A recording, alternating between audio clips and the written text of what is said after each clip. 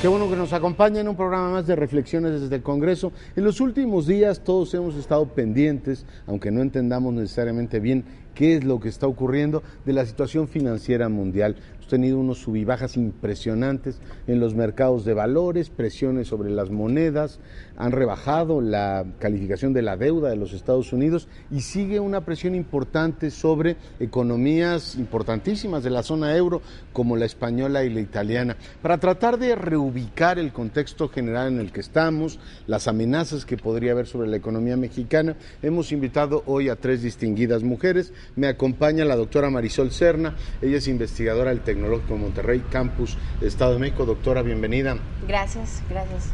Me acompaña también la doctora Genoveva Roldán, ella es investigadora del Instituto de Investigaciones Económicas de la UNAM. Doctora. Hola, ¿qué tal? Muchas gracias por la invitación. Y nos acompaña también Claudia Villegas, directora de la revista Fortuna, periodista, colega. Claudia, gracias por aceptar la invitación. Gracias, al contrario. Bueno, doctoras, Claudia, les propongo que nos ayuden a entender primero si lo que estamos viviendo ahora es uno de los últimos coletazos, si sabemos eso o no, de la crisis desde el 2008, o podemos hablar, Marisol, de una nueva crisis. Yo creo que sí es parte, se viene arrastrando desde el 2008 y en parte es una nueva crisis que ya se debió haber previsto desde el 2008 por todo el comportamiento que había habido en los países. Hablamos de los países de Europa, y de Estados Unidos, y desde el 2008 estamos con estos coletazos, ¿no? Pero no son coletazos, se va acumulando y ya llega un momento en el que cada vez se hace ya inevitable, ¿no? Esta crisis. O sea, es el mismo monstruo, digamos. Pero cada vez más acumulado. Doctora Genoveva Roldán. Bueno, si se acuerdan, es más, cuando inicia la crisis se plantea una discusión en términos de que si es una crisis tipo V, o sea, una fuerte caída, una recesión y después se iba a recuperar. La otra hipótesis era una crisis L, o sea, una caída y luego un crecimiento casi nulo, como le ha pasado a la economía japonesa en los últimos 20 años. La otra hipótesis era una crisis tipo W, o sea, una caída, una recuperación que vimos en 2010 y una nueva caída que es la que estamos quizás observando hoy en día. Entonces se trata de una crisis que efectivamente no ha sido terminada. Lo que encontramos es que los estímulos post-keynesianos que se dieron en ese momento, en el 2008, en el 2007, pues evitaron que la recesión fuera más profunda, pero obviamente generaron nuevas contradicciones que no resolvieron la pulmonía, no resolvieron el cáncer y agudizaron nuevas contradicciones. Ya. Claudia, ¿tú cómo ves? ¿Es el mismo monstruo? ¿Todavía tiene mucho que decir? Claro, es el mismo monstruo que está reflejando, coincido con las doctoras, factores estructurales en las economías que no se resolvieron.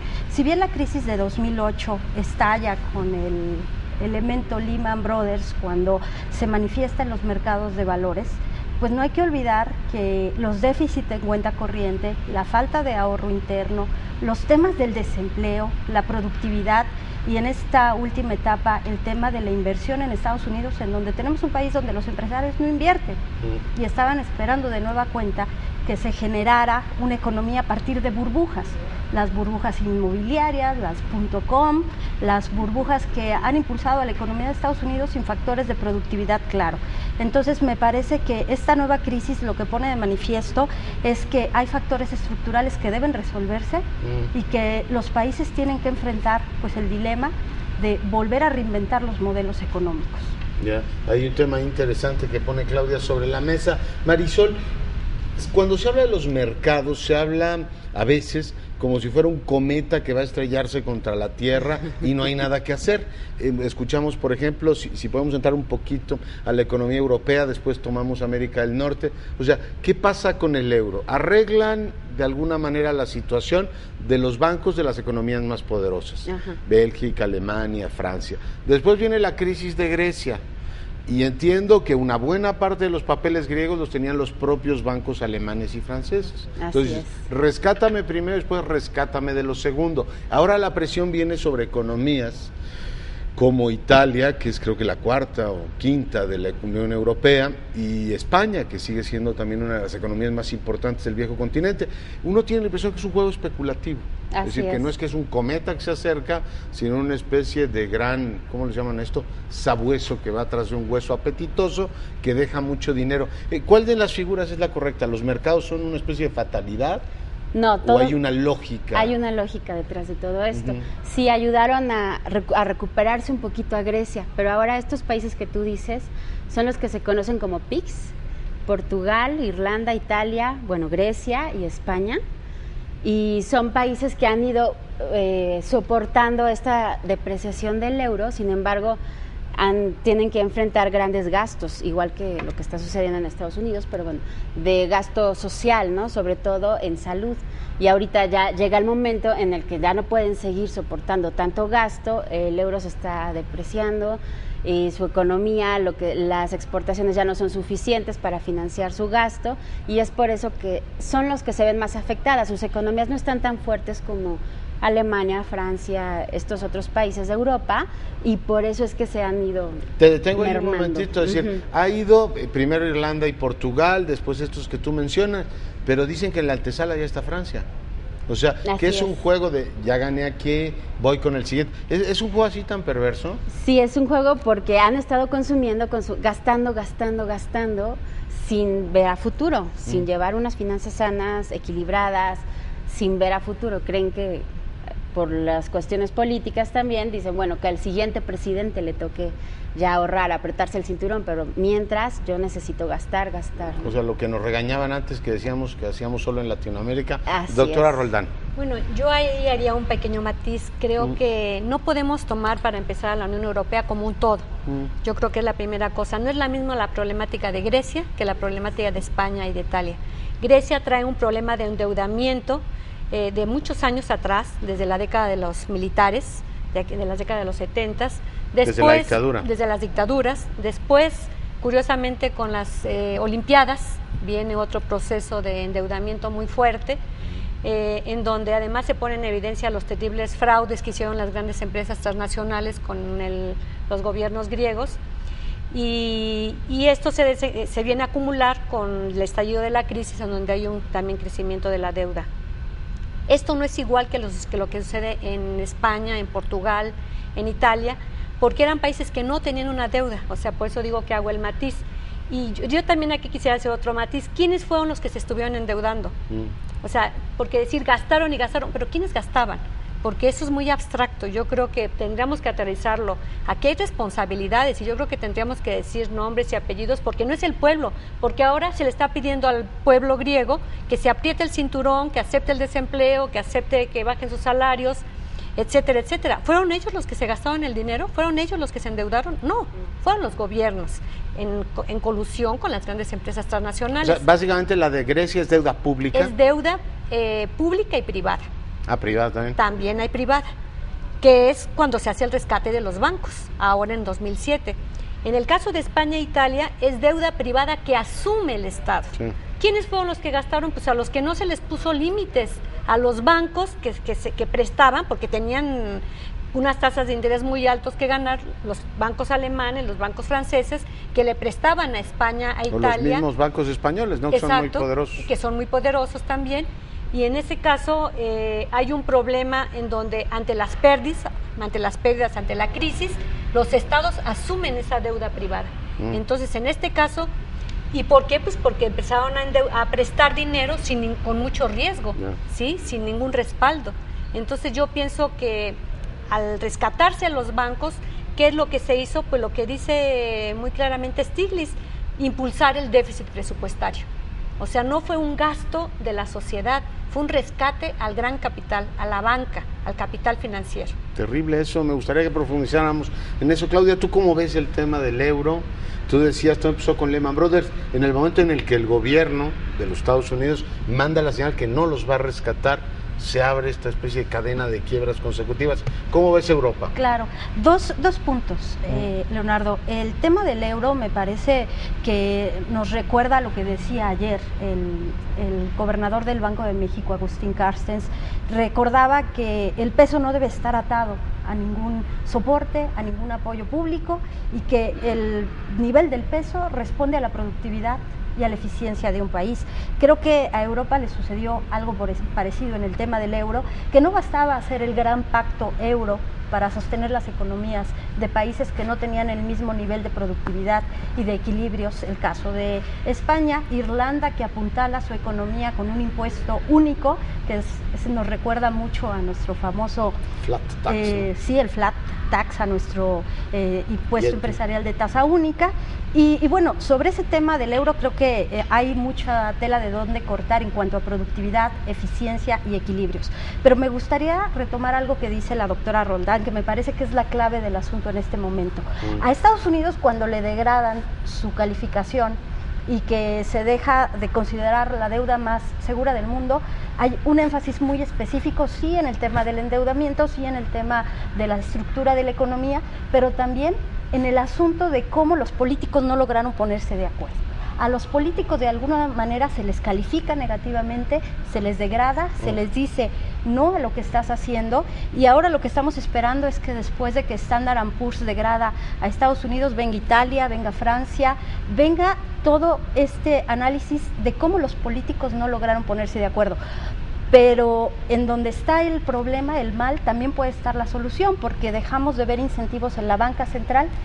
Pues ya el tema de la banca central, de los tipos de interés, puede ser un incentivo. Pero que lo congelaron hasta el 13, ¿no? Lo congelaron, entonces desaparece ese incentivo después de que la Reserva Federal dice 2 años de tasas flat. ¿Y dónde están los mercados entonces? ¿En dónde están los mercados? O sea, yo decreto que esto se congela y... Se congela, entonces, ¿quién podría tener la solución de un cambio radical? Los políticos. Yeah. Pero en los políticos también tenemos un gran riesgo, y si no se ponen de acuerdo, ¿qué va a suceder con el mundo? Lo que pasa, Claudia, es que ahí me siento como en la película del malo, el roto y el feo. Ya no sabes a quién creerle. Los políticos, hablemos de los norteamericanos o hablemos de los europeos, te mandan mensajes funestos. Digo, Irlanda dice, yo sigo cobrando 12% y que me rescaten. Y los alemanes dicen, no, aquí cobramos 32%, porque tenemos nosotros que estar financiando las aventuras fiscales de los irlandeses. Luego, quien califica esa deuda, las calificadoras, están como para no creerles. Sí, pues y los mercados venga a especular, dices, yo no sé en quién, o sea, ¿dónde está la certeza en todo esto? Es una especie de mundo en el que no se pone el sol. ¿Dónde está el este y el oeste? Por eso el tema de las responsabilidades, de la currency, que llaman las agencias calificadoras, es tan importante. Y debe empezar por lo político, dices tú. Eso es lo que a mí me gustaría poner sobre la mesa, porque no veo otra manera. Tenemos que ir a la pausa. Doctora, ¿usted coincide que esto empieza por tocar lo político? Sin duda alguna, es un elemento central. La economía sin la política no la podemos entender, y a la inversa. O sea, tampoco podemos entender la actuación política si no sabemos los intereses económicos que hay atrás. ¿Tú coincides, Marisol, en que hay que Coincido, tocar de eso? acuerdo. En el segundo bloque hablamos de eso. Volvemos. La economía de México tiene un blindaje superior a $200,000 millones que le garantizan enfrentar cualquier choque internacional. Ernesto Cordero, secretario de Hacienda. El entorno económico internacional enfrenta episodios de volatilidad y la economía mexicana no es invulnerable, por lo que podría resistir sus efectos si estos fueran más severos. Ernesto Cordero, secretario de Hacienda.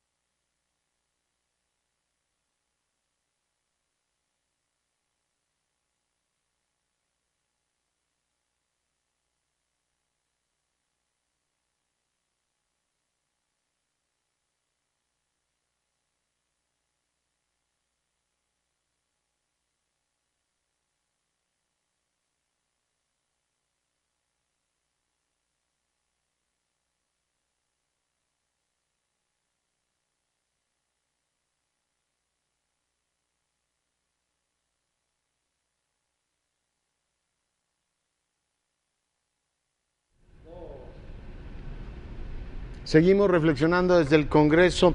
Marisol, hace unos días el presidente de la Bolsa Mexicana de Valores, Luis Telles, decía, Standard & Poor's pecó de arrogante. al bajarle la nota, la calificación a los Estados Unidos, porque se pronunció, me llamó mucho la atención la declaración, sobre temas políticos. Y no debe pronunciarse sobre temas políticos. Sin embargo, al cerrar el bloque, ustedes tres que entienden de esto, me dicen, oiga, hay que empezar a tocar el tema político. La gran, digamos, acusación que hay sobre las calificadoras es que una buena parte de lo que tenían clasificado como AAA, resulta que después fue tóxico y había, pues yo no sé si corrupción, mala fe, ineficiencia. El caso es que ese trabajo de dar fe y generar certeza no lo consiguieron. Ahí está la crisis en Islandia, en muchos otros países. ¿Cómo, digamos, acompasar lo político? ¿Pecó de arrogante Standard & Poor's? ¿Están tratando de salvar cara, ganar credibilidad? Yo creo que precisamente esto último, Leonardo, es una manera de ganar credibilidad seguramente ante ya el pasado, ¿no? De lo que se venía diciendo de las calificadoras. Yo considero que es algo justo, sí, de cuando acá uno puede endeudarse por arriba de su Producto Interno Bruto. Es justo que le bajen la nota. Es justo que le bajen la nota y que sea un ejemplo para los siguientes países, porque es una situación que nos está llevando y además está arrastrando a los países que dependemos comercialmente de Estados Unidos, ¿no? Y yo considero que es una calificación justa y no, quizás dieron los argumentos políticos, pero desde el lado económico es poner las reglas sobre la mesa y poner el ejemplo, ¿no? De si ahora no lo cumple este país, le va a seguir al siguiente, le va a seguir al siguiente. Y Estados Unidos no puede comportarse, digamos, impunemente. Bueno, no podía hasta ahora, ¿no? Sí, podría decir, bueno, pues de hecho Obama dijo, nos bajaron la calificación, pero nosotros seguimos siendo un país AAA. Pero, a ver, ayúdame a entender dos cosas. Uno, está esa declaración, Obama dice, nosotros somos AAA, o sea, lo que diga Standard & Poor's. Y por otro lado tienes el hecho de que se congela la tasa de interés. Los europeos dicen, oiga, yo lo que necesito es una calificadora europea porque las tres que califican son norteamericanas. Así o sea, es. ¿hay un juego geopolítico ahí? En parte sí, que O los sea, europeos digan, que ya no me está gustando lo que Standard & Poor's está haciendo, a lo mejor ya no me va a convenir y por eso quiero mi calificadora europea, ¿no? Ya. Y lo de las tasas de interés es una medida económica para también tranquilizar, reactivar el consumo interno, dar certeza de, bueno, van a estar las tasas a este nivel, ya voy a reactivar, voy a invertir de esta manera, porque si las dejamos flotando, puede seguir creciendo la bola, ¿no? Roldán, ¿qué hacemos con las calificadoras? Además, este tema de si obedecen a intereses de un país u otro, o a una región u otra, sí me resulta intrigante. Bueno, yo también estoy convencida que a las calificadoras habría que calificarlas. Por lo pronto han hecho muy mal su papel, porque ¿por qué estalló la crisis en 2008? Si todas las calificaciones nunca avisoraron, nunca dijeron aquí se están endeudando de más, hay bonos chatarras, no. O sea, nadie de las calificadoras había planteado un escenario de esta magnitud. Al contrario, ¿no? Al Le contrario, decían, todo bebas estaba, esto como sí, si sí, fuera agua limpia y era agua ras. Y yo creo que aquí lo que tenemos que, el elemento que tendríamos que quizás introducir en el análisis podría ser el siguiente, yo sugeriría. De los años 80 para acá ha sido muy común decir que la economía está al margen de la política. Esto responde a la declaración de Carter, ¿no? O sea, la economía como un ente puro, abstracto, que la mano invisible, ella solita va a ordenar el mercado y los intereses egoístas de cada individuo sumados van a provocar que todo funcione hacia el equilibrio, no va a haber crisis. Cuando de pronto se viene la crisis en el 2007, pues resulta que una vez más, porque no olvidemos las crisis de los años 90 en América Latina, en México, en Rusia, el tequilazo, el vodkazo y demás, en donde se puso el tango, donde se puso en evidencia que esta forma de funcionar de la economía, en donde no hay restricciones, en donde es la libre movilidad del capital financiero, buscando la mejor tasa de interés, no importando las economías nacionales, pues tenía sus límites y que estos se están expresando hoy en día. De tal manera que, por ejemplo, ahorita Carsten dice, bueno, es que hay que dejar que la economía solita regule las tasas de interés y el valor de las monedas. ¿Qué cosa hizo Japón? ¿Qué cosa hizo Suiza? Empezar a invertir en yenes para que su moneda no se sobrevalúe, ¿no? porque a ellos no les interesa que la moneda se sobrevalúe. Claro que hay intereses nacionales, claro que los europeos están preocupados por el euro y los estadounidenses por el dólar, pero aquí no podemos olvidar que el dólar sigue siendo, porque el dólar, en lugar de que todo el mundo empiece a vender los dólares, todo el mundo empieza a comprar los dólares. Sigue siendo la moneda. Entonces, ¿por qué la moneda es el país, nos guste o no, estemos de acuerdo o no, es el país hegemónico? La economía mundial es el motor que significa la economía estadounidense, es fundamental para la economía mundial. De ahí que yo también haría un matiz, yo no estaría tan segura de que lo que hizo la calificadora Standard & Poor's haya sido lo correcto, porque aquí estamos viendo las consecuencias, ¿sí? Bajarle la calificación a Estados Unidos, pues fue uno de los detonadores de lo que hoy está pasando hoy en día, en el entendido, y estoy totalmente de acuerdo, que los fenómenos son estructurales, que están obedeciendo, y aquí no hemos tocado el otro elemento de la economía, que es la cuestión estructural, la industria. ¿Qué está pasando en la economía? ¿Por qué la economía estadounidense no está creciendo? ¿Sí? Porque hubo un rescate que se dio para el capital financiero, pero no hubo un rescate que con tasa cero. ¿Y qué ha significado? Que hay una gran cantidad de dólares por todo el mundo buscando dónde se pueden invertir mejor, pero no se invierten en la economía de Estados Unidos. De ahí que el desempleo siga tan controlado. ¿Que esa es, Claudia, la crisis de inversión que nos decías en tu primera intervención? Así es, en un país en donde no se está invirtiendo y por ello no se están desarrollando o creando los trabajos que se necesita. Y sobre el tema de la calificación, Leonardo, me gustaría nada más apuntar que después de que Standard & Poor's ajusta la calificación, porque no podía hacer otra cosa, había que revisarla. Si la dejaba igual, la iban a criticar. Si la aumentaba, la iban a criticar. Entonces, el muchacho había visiblemente reprobado. Y aquí se aplicó este refrán de matar al mensajero. Aquí el problema es que el mensajero tenía muy malos antecedentes y Standard & Poor's cuidó en un momento su negocio. El presidente de Standard & Poor's es un indio americano, es Daven Sharma, y ayer en los principales medios de la India que se ocupan de temas económicos, salió el padre de Daven Sharma a defenderlo y a decir que su hijo no era un antiamericano, que había dictado esta calificación porque era la economía. It is the economy, stupid, decía. No es la calificación, no es el AAA, no es que se baje. El papá salió a defenderlo porque el honor allá en India pues es algo muy importante. Pero el tema de que Standard & Poor's haya nombrado hace 2 años a este hombre indio-americano al frente de Standard & Poor's no es gratuito, viene todo el tema de la legislación en el Congreso contra las calificadoras, y después que el Departamento del Tesoro saliera a señalar a Standard & Poor's, te equivocaste en el manejo de mis números por $2 trillones y no debiste haber ajustado la calificación porque te equivocaste, es un asunto geopolítico de las calificadoras y Standard & Poor's estaba cuidando su negocio. Aquí lo clave será qué va a suceder durante los próximos 6 meses. Los políticos estadounidenses se pondrán de acuerdo. China dirá en algún momento, mi inversión está en riesgo en Estados Unidos, porque China tampoco puede ser el motor que mueva al mundo. Japón después del tsunami tampoco. Entonces estamos metidos realmente en un trabuco que Standard & Poor's desató, coincido, para cuidar su negocio. Ciertamente, y bueno, era como inevitable, supongo que lo hicieran, pero qué interesante este asunto que se vea, digamos, casi como de tribus, ¿no?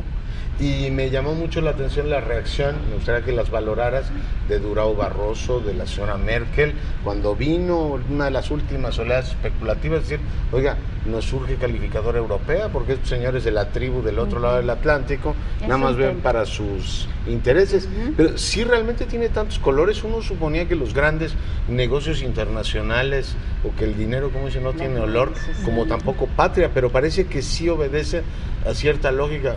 Insisto en llamarla tribal por aquello de la ironía. Sin pero duda. Sí funciona así. Sí, claro. La Comisión Europea de Competencia hace 3-4 años inició una investigación contra las agencias calificadoras, contra Reuters, por ejemplo, que daba a conocer ciertas calificaciones en algunos mercados, pero en específico sobre Standard & Poor's, Moody's y Fitch Ratings, que también habrá que ver qué van a decir Moody's y Fitch Ratings. Hay que esperar la revisión de sus calificaciones calificaciones, que es un poco el fenómeno que sucedió con México. Pero sin duda Europa siempre ha tenido el ojo puesto en estas agencias calificadoras, porque hay algo muy interesante.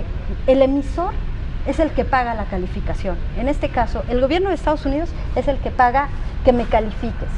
Quienes compran los bonos, como es un universo tan amplio, digamos, inversionistas estadounidenses, chinos, mexicanos, quienes compran el bono del Tesoro no son los que pagan. Entonces se había hablado de que las calificadoras necesitaban, no sé, un fideicomiso, un instrumento que les permitiera recibir autonomía, porque ellos están metidos en un grave conflicto de interés. Dos, sus analistas tienen un grave conflicto de interés cuando revisan. Y entonces cuando ellos hacen este tipo de cambios en sus políticas y son autónomos realmente, pues nadie les cree. Cuando dices conflicto de interés, quiere decir que hay un campo abierto para la corrupción. Yo reviso a la baja tal papel y hay gente que se beneficia económicamente de eso, ¿no? Sin duda. Eso es muy delicado. Sucede. Doctora, ¿usted quería apuntar algo? Sí, yo agregaría algo que estoy totalmente de acuerdo con lo dicho. Yo agregaría nada más lo siguiente. El capital deja de tener nacionalidad cuando no hay crisis.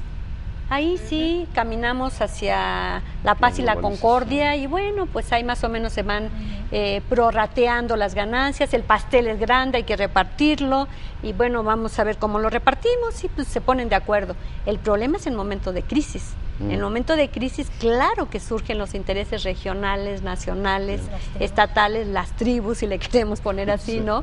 Claro que resurgen y cada quien está buscando cómo defender. Y esto, bueno, a mí al menos lo que viene también a corroborar es que aquel discurso de la globalización como el proceso en donde los estados nacionales dejaban de existir, las fronteras desaparecían, todos caminábamos hacia la convergencia y hacia la homogeneidad, pues era falso, era un discurso ingenuo, ¿no? Ideológico. Bueno, no tan ingenuo porque suena ingenuo a la luz de lo que vemos hoy.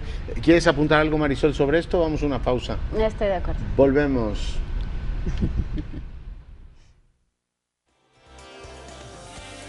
Propongo la necesidad de que los Estados Unidos y los países de Europa que se encuentran en problemas ya presenten un conjunto de acciones suficientes y contundentes para establecer la confianza de los mercados financieros. Ernesto Cordero, secretario de Hacienda.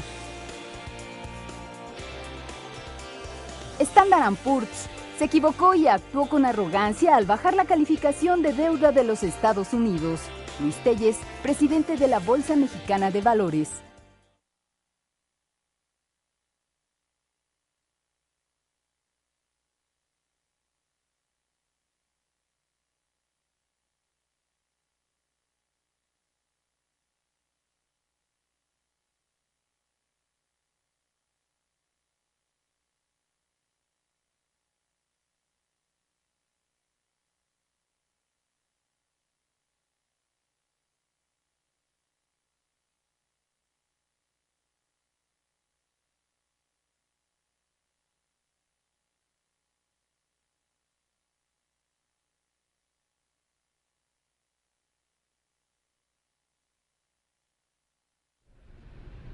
Bueno, y en este último bloque les voy a pedir a nuestras invitadas que nos ayuden a ubicarnos. ¿Qué hacemos en México?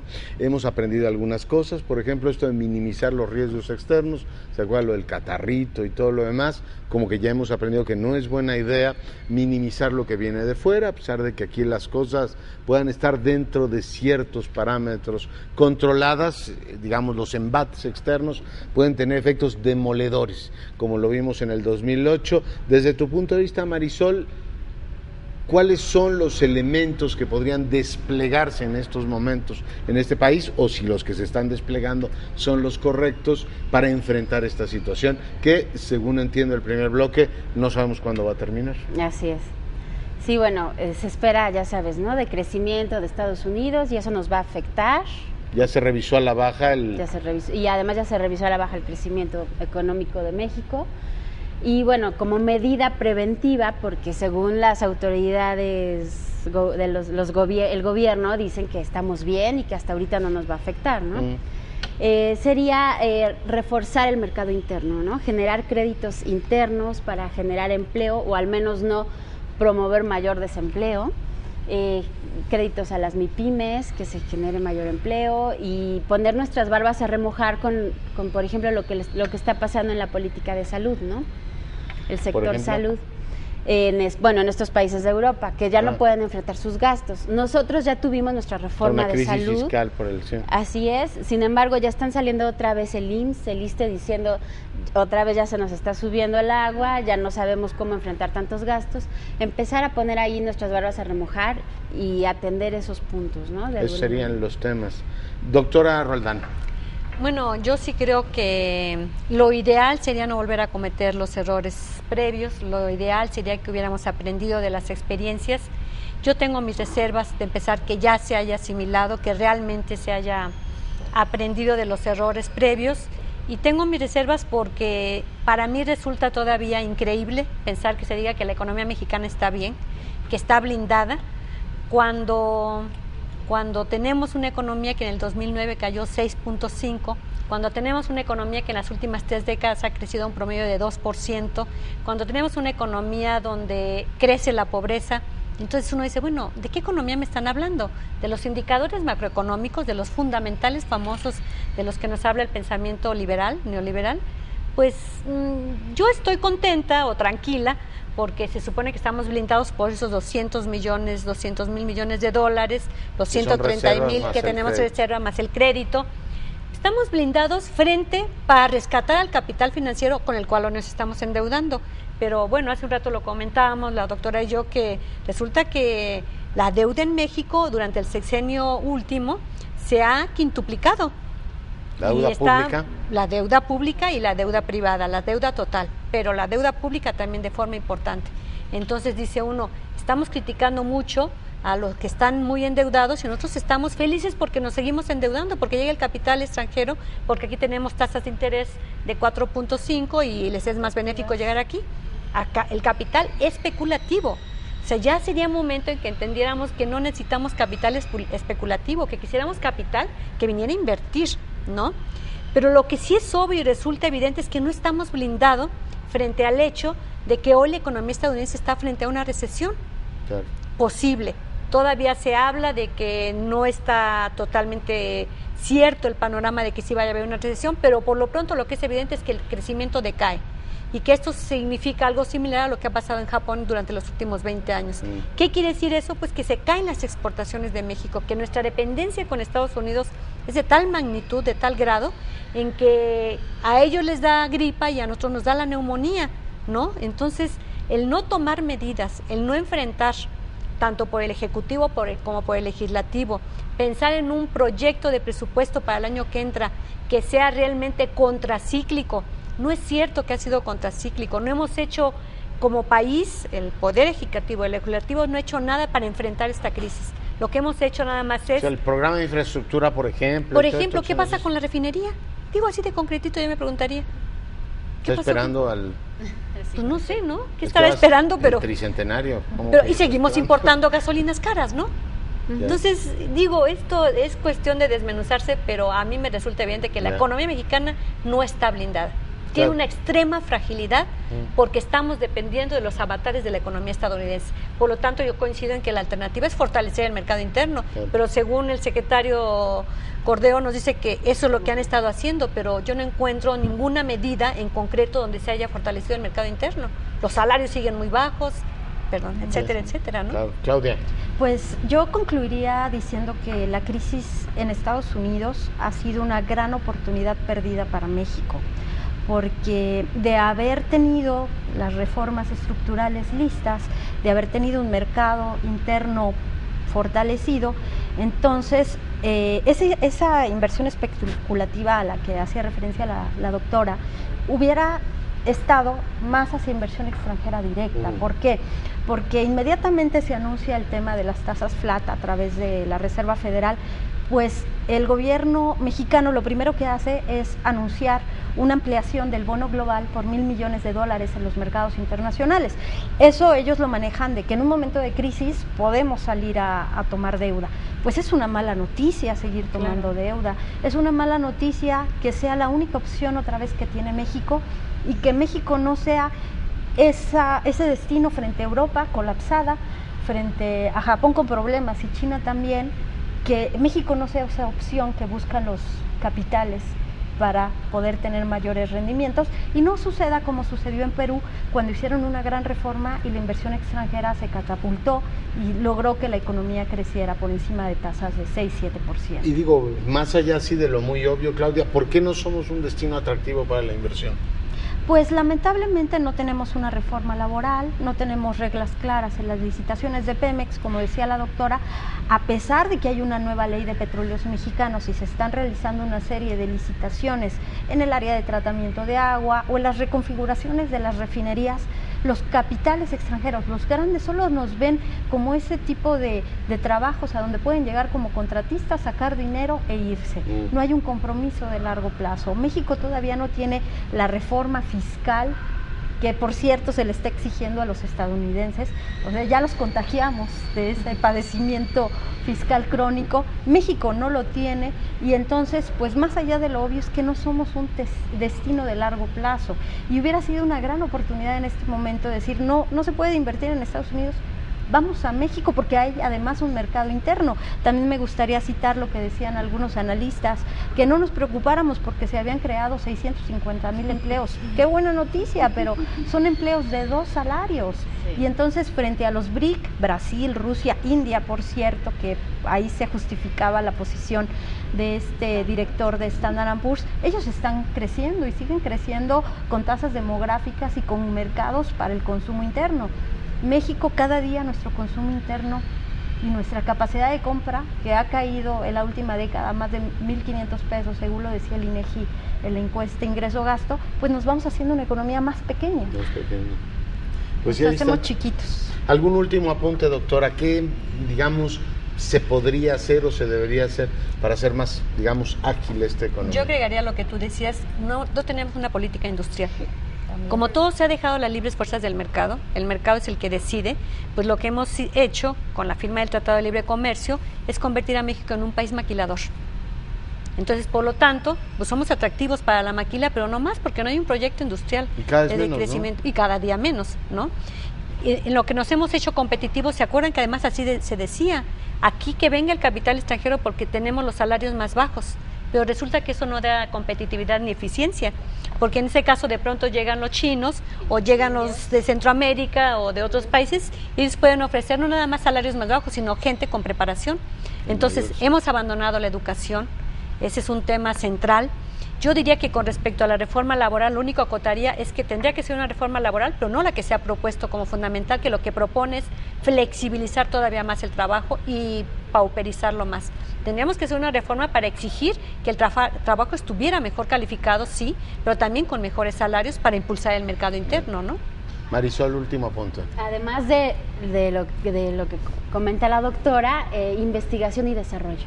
Invertir en más investigación y desarrollo para tratar también ya de depender menos de estos países industrializados. Sí, es un buen tema, ahora no olvidarlo, ahora que se está discutiendo se va a empezar a discutir el presupuesto, ¿no? No olvidar esos temas. Marisol Serna, muchas gracias. Gracias. Doctora Genoveva Roldán, muchísimas gracias. Claudia Villegas, muchísimas gracias. Gracias, y gracias a usted que nos acompañó una noche más. Yo soy Leonardo Curcio. Nos vemos la próxima semana aquí en Reflexiones desde el Congreso.